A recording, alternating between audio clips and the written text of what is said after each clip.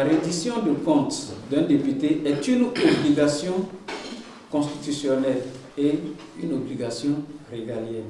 Et je suis député, je suis dans ma 3e mandature et parfois je n'ai jamais appris qu'on est interdit à un député de faire sa reddition de comptes aux populations.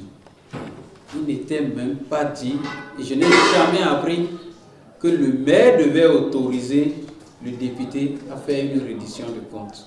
Alors, cela appelle la situation que nous vivons dans notre pays aujourd'hui. On utilise la force publique pour prendre en otage le pays. Dans la note, le maire dit qu'il m'interdit l'occupation des lieux et places publiques. Il dit que cela ne tienne. Je me suis résolu à utiliser les places privées et j'ai demandé aux responsables du parti à la base de prendre des contacts nécessaires pour que nous puissions exécuter notre programme dans les lieux privés. Mais les minutes qui ont suivi, tous les coordonnateurs d'arrondissement de Waké ont reçu des appels des commissaires de police de leur arrondissement pour les intimider et les dissuader à même aller dans les lieux privés. Parce qu'il m'a été dit que certains commissaires ont poussé le bouchon loin en prenant même des filiations des coordonnateurs, en les photographiant sans leur consentement, histoire de les intimider. Je crois que c'est suffisamment grave que ça se passe dans un pays qui se dit démocratique. Chère population, nous devons prendre notre destin en main. Nous devons sauver ce pays. Le pays est suffisamment en danger. Le pouvoir nous impose un code électoral où il faut avoir 20% dans chaque circonscription électorale. Au même moment, il nous empêche d'aller vers l'électorat. Il nous empêche d'aller vers nos militants. Devons-nous rester dans nos chambres pour avoir ces 20% par circonscription électorale ou nous devons aller vers nos militants pour travailler avec nos militants et obtenir ces 20%? Je crois que c'est une machination. Ce qui est fait, c'est un coup contre la démocratie et un coup d'État contre la démocratie, une conspiration contre le peuple béninois.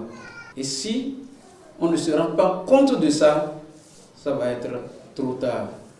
Le président Patrice Talon, je crois le 22 janvier 2024, quand il nous a reçus dans le cadre de la révision de la Constitution, il a dit qu'il n'a jamais appris que les maires se comportent ainsi en nous interdisant des manifestations politiques.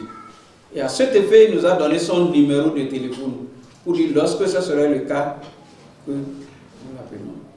Je pense que nous n'avons pas appelé le président Patrice Talon.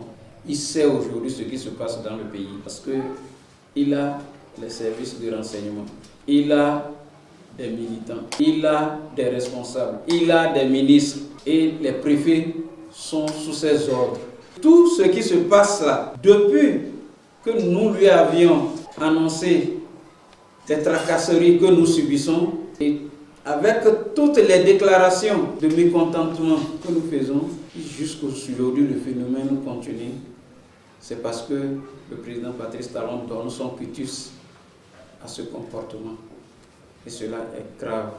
Nous pensons qu'il est le président des Béninois. Le président Patrice Talon devait être au-dessus des partis politiques. Mais si BR et UPR peuvent à tout moment pavaner dans le pays, organiser leurs meetings, leurs sorties comme ils le veulent, et que c'est le parti des démocrates qu'on empêche, je crois que ce ne serait pas responsable. J'ai vu hier un compatriote qui pavanait dans le nord du Bénin et qui crée son mouvement talon continu ou talon je sais quoi, mais sans être inquiété. Quelqu'un qui prône qu'on viole la Constitution, mais qui a la liberté d'occuper la place publique pour le faire sans être inquiété. Au même moment, on traque les légalistes, on traque un député, on l'empêche d'aller à la rencontre de ses militants. c'est suffisamment dangereux. Je nous invite à prendre nos responsabilités. Nous allons prendre la nôtre. J'annonce ici déjà que nous irons devant les juridictions. Parce que les lois qu'ils ont votées eux-mêmes, la loi portant statut de l'opposition, c'est voté par la 8e législature, une législature monocolore. La charte des partis politiques, la constitution, nous allons leur opposer toutes ces lois-là. Et nous irons devant les juridictions de ce pays. On ne peut pas laisser passer cette façon, cette délinquance qui se propage dans nos mairies. Il n'est pas acceptable, il n'est pas du tout acceptable qu'un maire décide de qui va aller sur le terrain et qui ne doit pas aller sur le terrain. Nous ne pouvons pas accepter ça. Une fois encore, il faut que ça s'arrête. Trop, c'est trop. Nous allons mettre à l'épreuve la justice de notre pays. Pour une fois encore, nous savons ce que c'est que la justice dans notre pays. C'est pourquoi depuis, nous n'avons jamais saisi la justice. Nous avons dit, c'est leur justice. Mais nous allons saisir leur justice cette fois-ci. On la mettre à l'épreuve face à la réalité de la loi. On n'a qu'un seul pays, c'est le Bénin. Et nous devons le défendre partout où nous sommes. Nous devons le défendre. Le parti doit pouvoir prendre ses responsabilités. Et en tant que responsable du parti, vous aurez de nos nouvelles les jours à venir. Le cas de Waké ne restera pas impuni. Donc, je vous invite, chers militants, à la mobilisation. J'invite tous les militants LD au niveau national à la mobilisation. La mobilisation contre l'arbitraire, à la mobilisation contre l'exclusion, à la mobilisation contre la tricherie, contre l'intimidation du pouvoir de la rupture. On ne paie pas la police pour persécuter les populations. La police n'est pas l'instrument de BR et UPR. La police n'est pas l'instrument des maires. Ce sont nos parents qu'on recrute à la police. C'est l'État béninois qui paie la police. Il paie la police pour la sécurité des populations et non pour intimider, matraquer et pour chasser. Parce que j'ai entendu des commissaires proférer des menaces contre les responsables locaux du parti pour dire l'honorable va venir, s'il passe, sachez que vous serez arrêtés. On va vous prendre, on va vous prendre. À quoi ça arrive? La police devient complice de l'arbitraire, complice de la rupture. Et je voudrais inviter nos camarades de la police républicaine de savoir raison garder. Parce que tout finit par finir. Et nous allons nous regarder un jour dans ce pays. Ils doivent savoir raison garder. Je vous remercie. Que Dieu vous bénisse.